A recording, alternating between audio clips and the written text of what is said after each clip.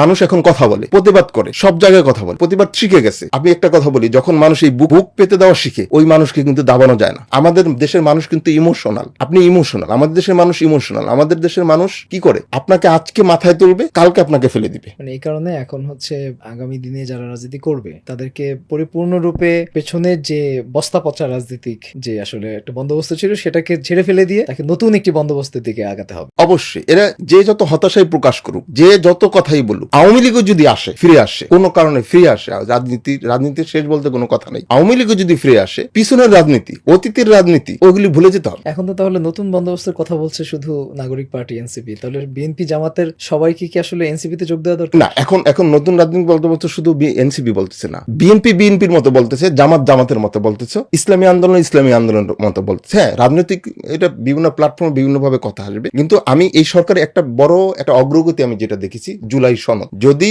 এই জুলাই সনদ যেটা একটা গণভোটের চিন্তা হয়তো হচ্ছে, কাছাকাছি চলে আসছে, গণভোটটাও সিদ্ধান্ত হয়ে গেছে মনে হয়, এবং মনে হয় 15 অক্টোবর জুলাই সনদের স্বাক্ষর জাতীয় সংসদের স্বাক্ষরের একটা ডেট করেছে, আমি যেটুকু দেখলাম আজকে পর্যন্ত খবর। এটা একটা বড় সাফল্য। এখন প্রশ্নটা হলো, আপনি ভবিষ্যতে এটা কিভাবে কাজ করবেন? মানুষকে কিন্তু আপনি জোর করে কিছু করতে পারবেন না। এখন আমি ক্ষমতায় যাওয়ার জন্য স্বাক্ষর করে দিলাম, গণভোট হইলো, জনগণ রায় দিল, পরবর্তী পার্লামেন্টে যে ভুলে গেলাম, রক্ত ভুলে গেলাম, জুলাই যারা অভ্যুত্থানে যারা শহীদ হয়েছে তাদের ভুলে গেলাম। দেখেন 1971 সালে স্বাধীন হয়েছে, রক্তের বিনিময়ে স্বাধীন হয়েছে। রক্ত ছাড়া কিন্তু স্বাধীন হয় নাই বাংলাদেশ।